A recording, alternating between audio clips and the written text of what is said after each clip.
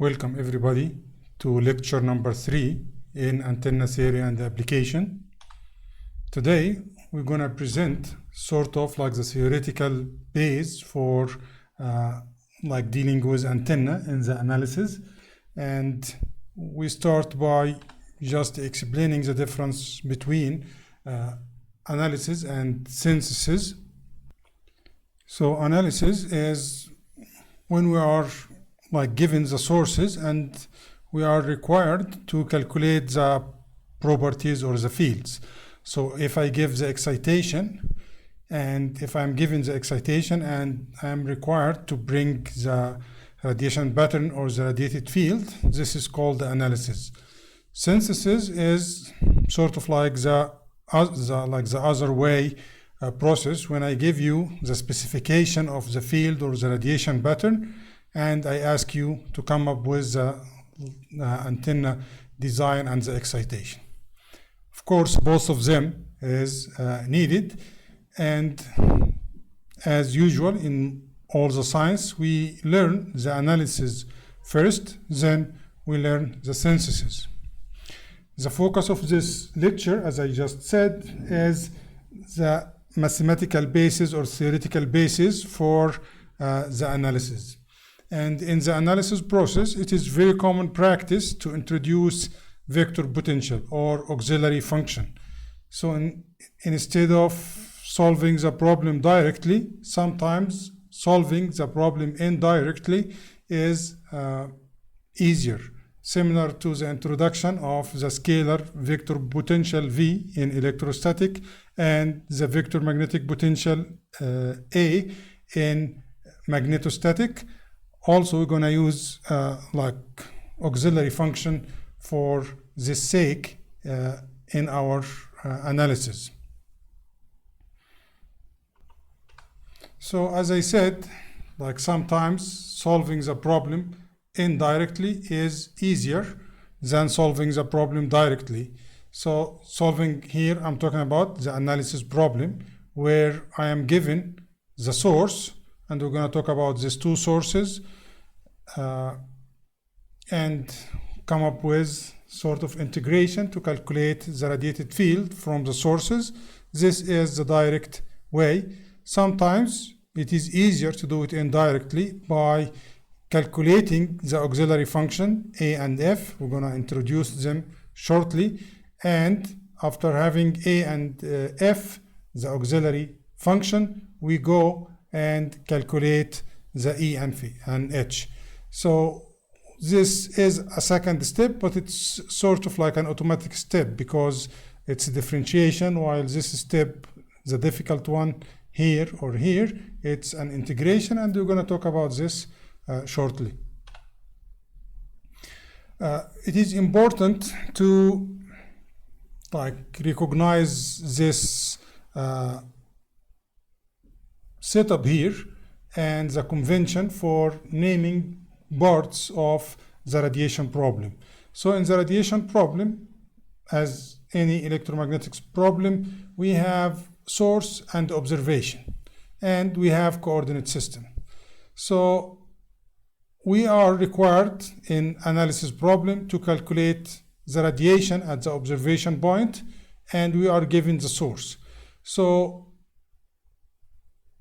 we use those three vectors, R prime, and as usual, primed parameters are referring to the source, and R, which is the position vector for the observation point, and our vector, capital R, is the vector that is pointing from source element to the observation. And from like the vector relationship, R capital equal R small minus R small prime. And it is shown here in graph, and we're going to do this over and over again. So this sort of like definitions and conventions that we're going to use in our course is very important to notice. So the introduction of the vector potential A. As we said in the beginning, in the introduction, electromagnetics, or like in 304, we said that electromagnetics is caused by, when we have electromagnetic waves, it is caused by time varying sources, time varying current. So, and this is the straightforward one. Nothing is equivalent, nothing is assumed, which is in contrary with the case of what we're going to call magnetic current, because magnetic current is a non-realistic quantity. It's just an equivalent quantity, because we know there is no magnetic charge, there is no isolated magnetic charge, hence there is no magnetic current. But equivalently and mathematically, we can express something called magnetic current, as we're going to see later on in the course. So the vector potential A is a useful auxiliary function in electromagnetics, and A is like was introduced in magnetostatic of this format. The curl of A equals the magnetic flux density. Also, we have Ampere's law, that is stating that, Faraday's law, which is stating that curl of E equal minus partial B partial T. So we can say curl of E equal partial T with negative sign of curl of A, which is B. And we have all the right to exchange those operators. This is a differentiation with respect to time, and this is differentiation with respect to position, and we can interchange them because each one of them is completely independent of the other. So we can put the curl operator, which is a differential operator, outside, and bring this to the left hand side, and we come up with the equation curl of E plus partial A partial T equals 0. And from the null identity, if curl of a vector equals 0, this vector can be expressed as the gradient of a scalar function. So we can say that E plus partial A partial T equal minus gradient of V. We choose this negative to be inconsistent with the electrostatic case, and in this case E will equal minus gradient of V, and up to here this is the electrostatic case. When we have time variation, then we'll have a value for partial A partial T. If we are in a static case, any variation with respect to time will equal 0, and we are back to the electrostatic formula. So we just choose this negative sign to be inconsistent with, or like backward compatible with, the static case. Moving on with this derivation and bringing Ampere's law. Ampere's law means the curl of B equal mu J plus mu partial D partial T. The derivative with respect to time can be later on substituted by J omega. But now B also equal curl of A, so we can, this will be a curl of a curl, and we have this relationship, curl of a curl equals the gradient of divergence minus nabla square of the vector.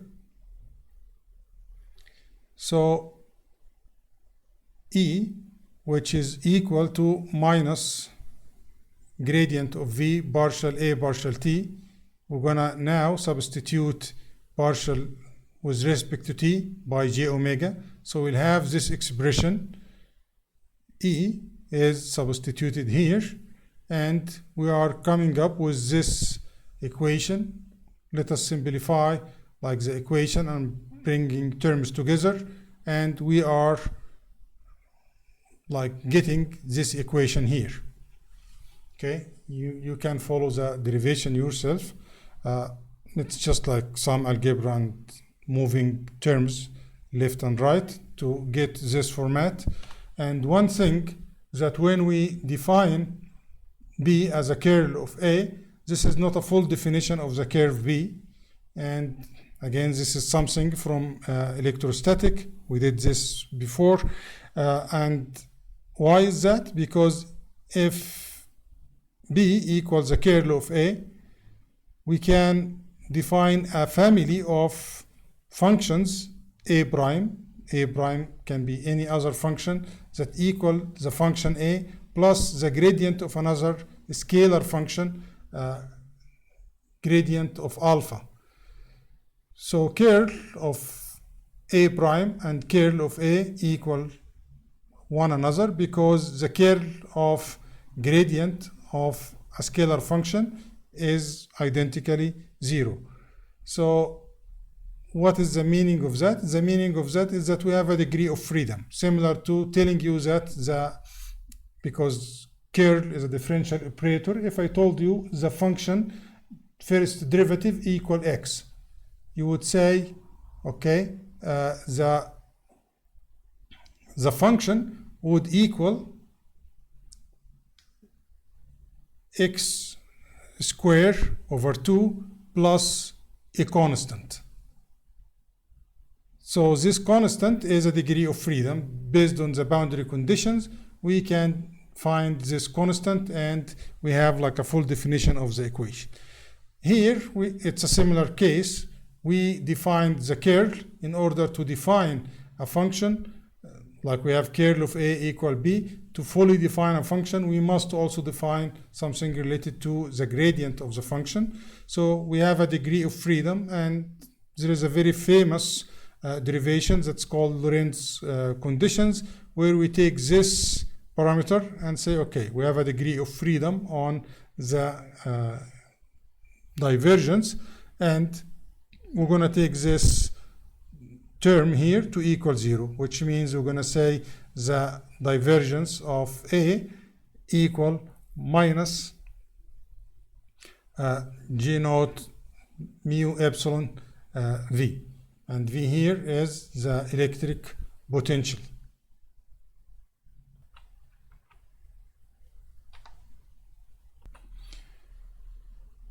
So this is just for simplifying the relationship, and now we can say E equal minus gradient of V minus J omega A, and it equals this expression here. So this is the expression for E, and the expression for A, the potential function, the auxiliary function, is nabla square A minus mu epsilon partial A partial t to the second derivative equal minus mu j. So this equation here is called non-homogeneous because the right hand side is non-zero, non-homogeneous wave equation for vector potential A. So it's nabla square of vector A plus constant k square of vector A equal minus mu j. So once A is known, so here once we know A is related to the source, the electric current source here. Once we know A, we can find magnetic flux density, and this is just curl of A. And if we found A, we just apply here to find electric field. So this is the function of the auxiliary function, or this is the use of the auxiliary function. Once we know A, we will find B and E. So it's an intermediate step, as we showed in this graph here. We get the source J. From the source J, we calculate A. From derivation, or like differentiation, from A we can find E and H. Curl of A equal B. Curl is a differential operator, and this function here, the relationship between E and A, also is a differential relation, and we get the electric field as well. For the other equation, we can start by Gauss's law in the differential form. which is the divergence of D equal rho. Rho is the charge distribution, and we can do the derivation similar to what we did at the end of electrostatic field course 303. We can derive the non-homogeneous wave equation for scalar potential, like Laplacian equation and Poisson's equation. There is another auxiliary function that we are using for electromagnetic radiation. It's called the vector potential F. F is associated with magnetic current. We know that we can't have like magnetic current physically, and the reason behind that is we don't have any isolated magnetic charge. We can't isolate like North Pole and South Pole in reality or physically. We can't separate them. They are always in pair, so we can't get current. We can't get physical magnetic current. But equivalently, as we're going to see later on, we can define a magnetic current. So for this magnetic current, we define an auxiliary function called F, such that E equal, so like E equal minus 1 over epsilon curl of F. As we define B as the curl of A, now we define E as related to the curl of F. And with similar derivation, we can find the non-homogeneous wave equation for auxiliary vector or vector potential F. Once we have F, we will find E. Once we have F, also there is a relationship between F and H, which is in a differential form, and we get through this auxiliary vector potential functions. From them, with the differential operators, we can calculate E and H. And as I said, and keep emphasizing that, there is no physical magnetic current. The magnetic current is an equivalent property or an equivalent quantity, and it's just a mathematical formula to make like things like easier in analysis and solving problems.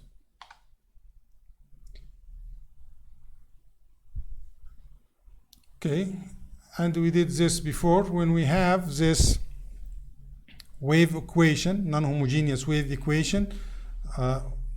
We proved that the solution would have this form. So if the source is a volumetric charge density, the expression of A in the integral form with respect to J, the electric current source, volumetric current source, would have this format. R here equal R minus R prime. R is the position vector of the observation point. R prime is the position vector of the source element. R is the distance between source and observation, which equal, as this is a vector, this is an amplitude, just the magnitude, but R equal R minus R prime. And we are integrating over all the source area. Similarly, for the vector potential F, it's related to M, the equivalent or virtual or assumed or mathematical magnetic current. It would be like related with this format. So once we have J, or we can calculate M, we can find A and F. Once we have,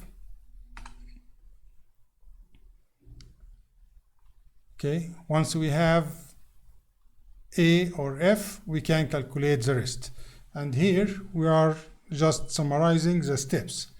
We specify J, the electric source, which is a physical and real source, or M, which is an equivalent source for magnetic. From J, we calculate A. From M, we calculate F. Once we have A, curl of A equal H, and we have a relationship between A and E. Once we calculated F, curl of F is related to E, and we have a relationship between F and HF, and we just add the electric fields together and add the magnetic fields together. So in general, the sources of electromagnetic radiation are like added to one another. So they are like superposed on one another.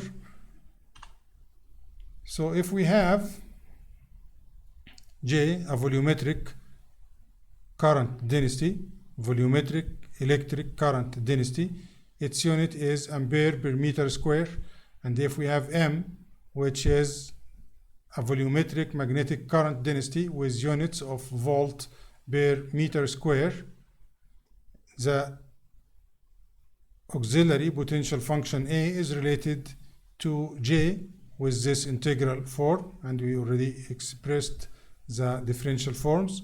And F, the auxiliary vector potential F, is related to the magnetic volumetric current density M by this relation here.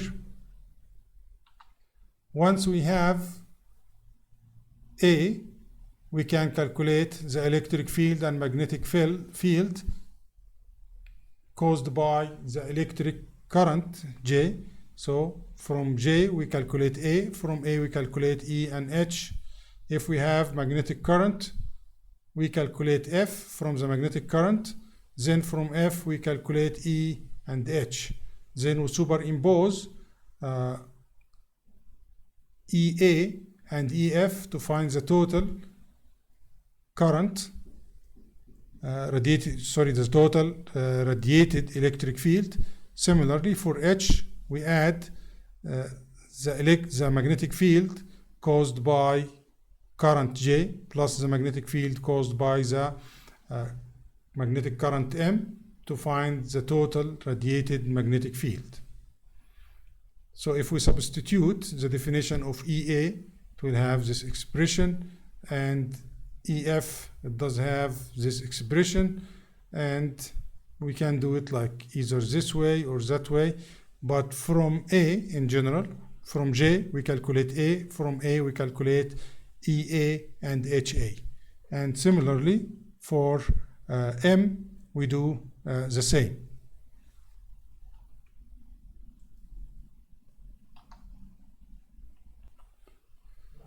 And here similarly for F we would have the same thing. So if the current is a surface current, the unit would be ampere per meter, and it would be like JS, and magnetic surface current density units are volt per meter, and it's denoted as MS. The integral relation will change. So instead of having J like the volumetric electric current density dV, it would be J surface multiplied by ds. So we integrate over the surface. Same thing for F with surface equivalent magnetic current, we integrate over S.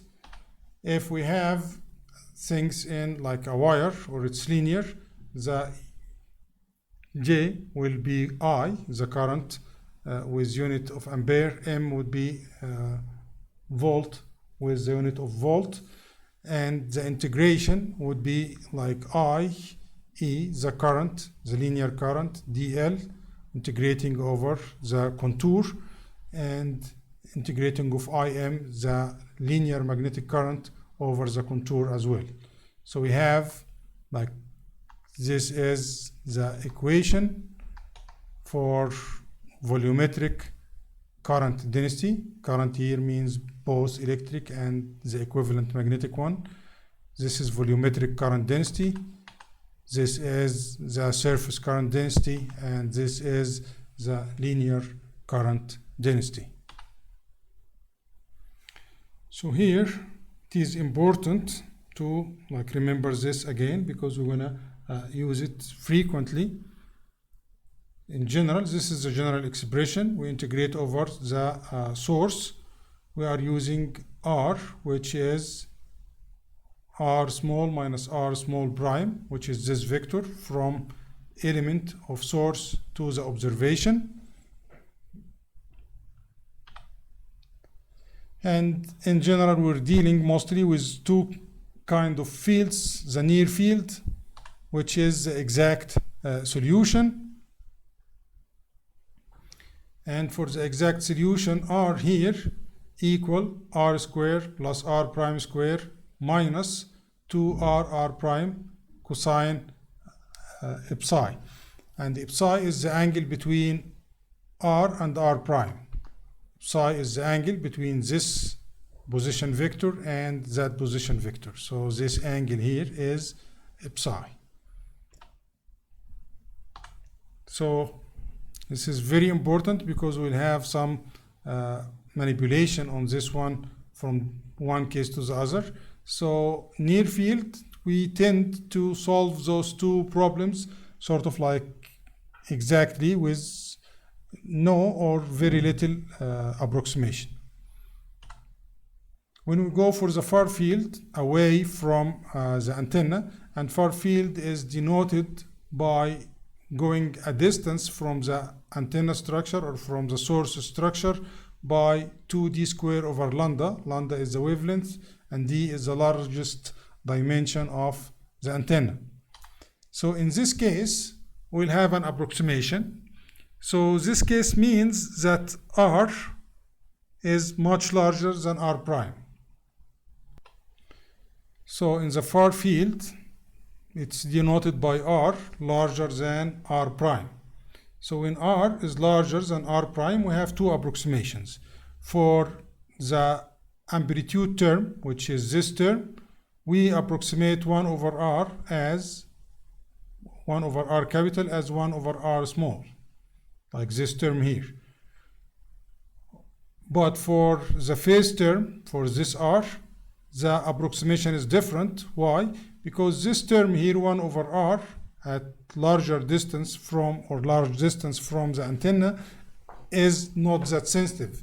But this one is periodic, so it's very sensitive, and we need to have more accurate expression of R.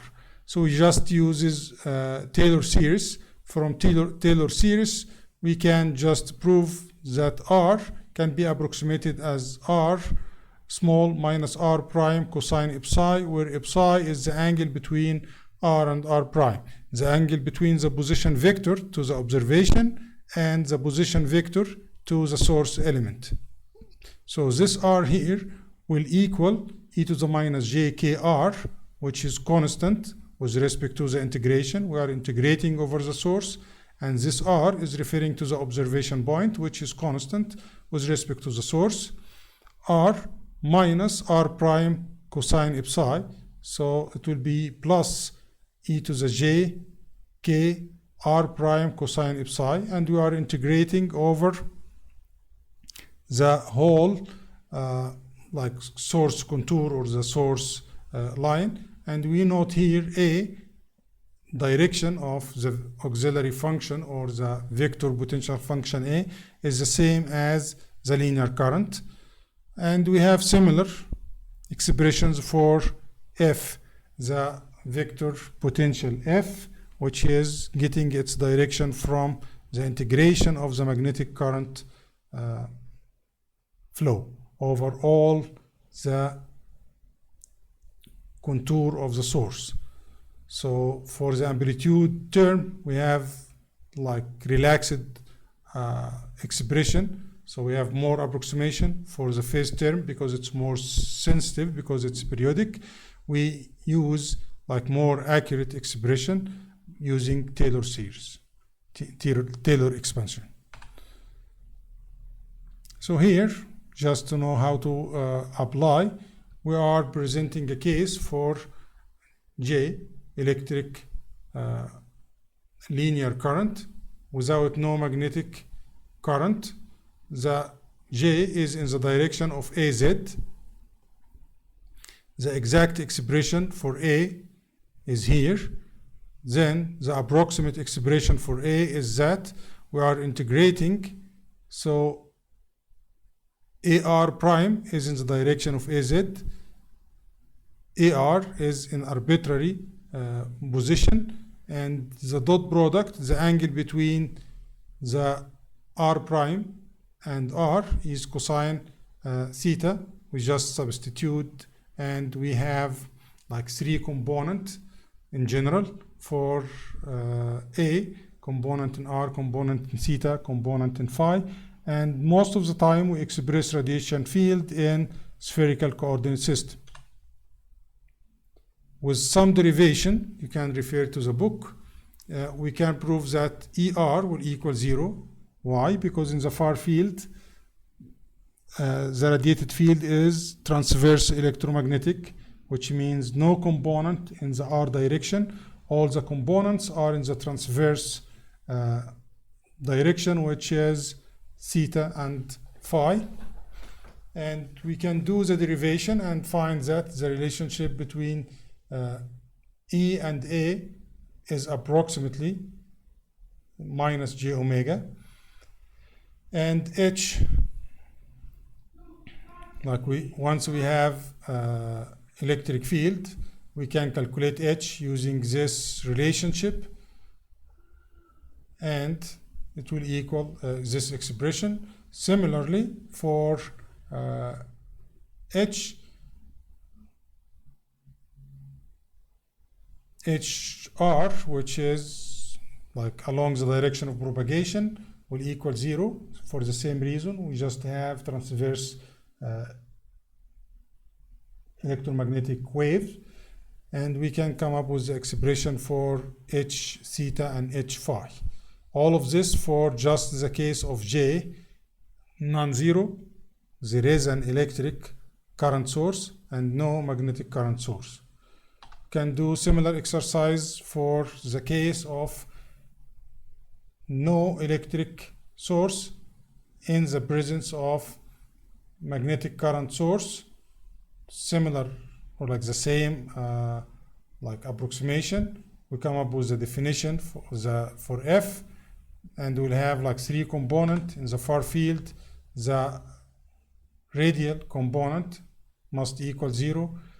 H theta and H phi is related to F theta and F phi with this form, and the definition for E and theta, this is E theta F and E phi F, that's caused by the magnetic current.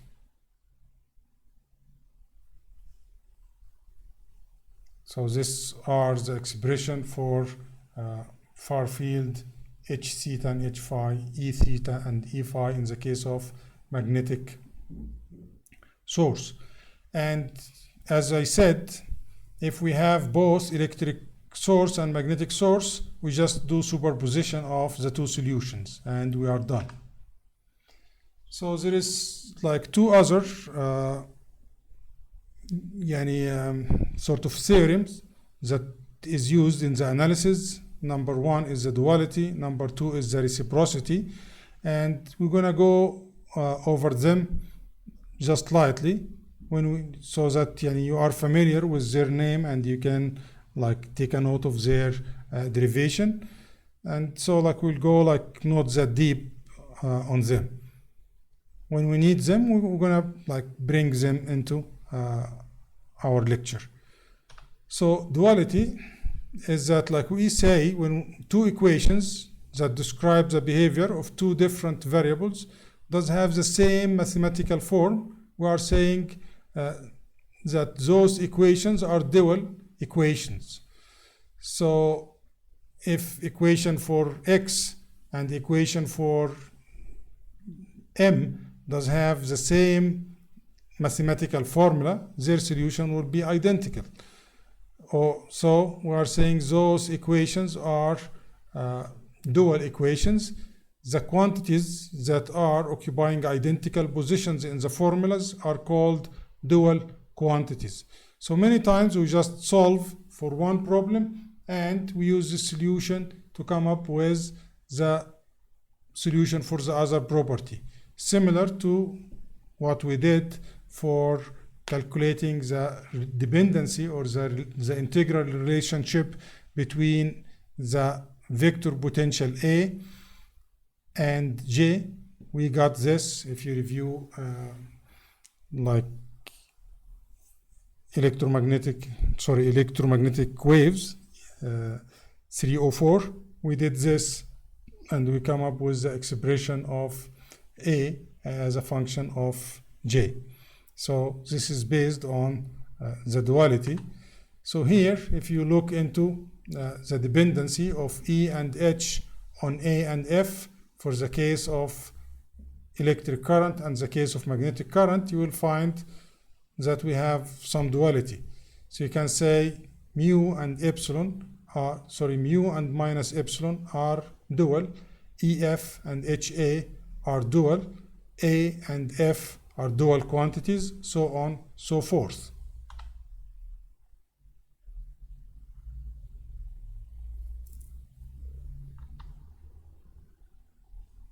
So those equations are dual to one another. Those quantities are dual to one another. The other theorem that is important is the reciprocity.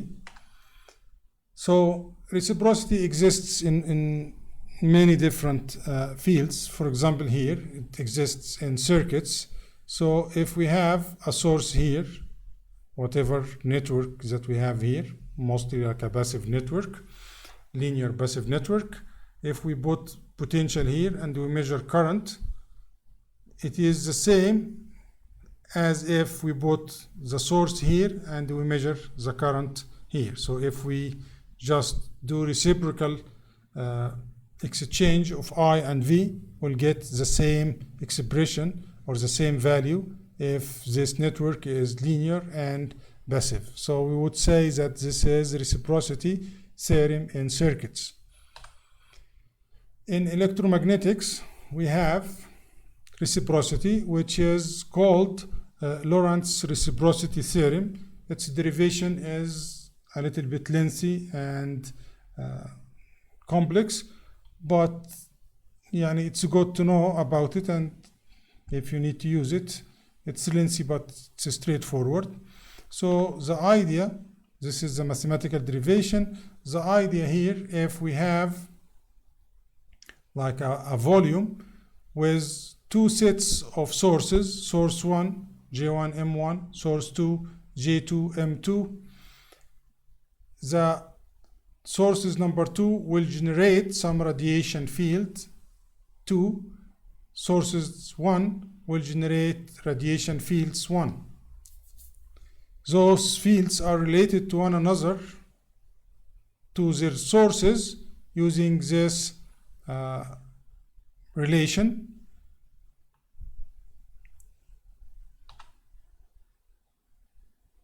And we are using this. So the idea of this old derivation is the following fact, is that transmitting and receiving patterns are reciprocal, provided that the medium is linear. So when we do analysis, we usually do the analysis of the pattern in the transmitting mode. We have source, we calculate field, and we calculate the radiation pattern. This radiation pattern, because of reciprocity, is the radiation pattern of the antenna when it transmits, and it is also the radiation pattern for the antenna when it receives. It is the same one. And on the other hand, when we want to characterize an antenna by measurements, we use the antenna in the receiving mode. So for measurements, it's easier to use the antenna for receiving mode. Whatever pattern and properties that we get, it is reciprocal between the receiving mode and transmitting mode. And for measurements, we can just make like the transmitter in a fixed position and we move the receiver, and most of the time this is difficult because like we need to move this over a large arc. The other possibility is that we make the receiver fixed and we rotate the transmitter, and this is much easier. Why? Because we are just moving this transmitter like in one position. Here we need to move the receiver around like a big distance and large arcs. Here the situation is much easier. Both of them are valid. This is much more practical, and this is measuring the antenna pattern in the receiving mode, and because of reciprocity, you know, it is the same as the radiation pattern of the antenna in the transmitting mode. So this is like sort of like a quick walk through the mathematical basis for the radiation integral and differential equations that we're going to use in analyzing different kinds of antennas in the next weeks and next lectures of this course. Thanks everybody for watching the video, and meet you in the discussion session. Assalamu alaikum.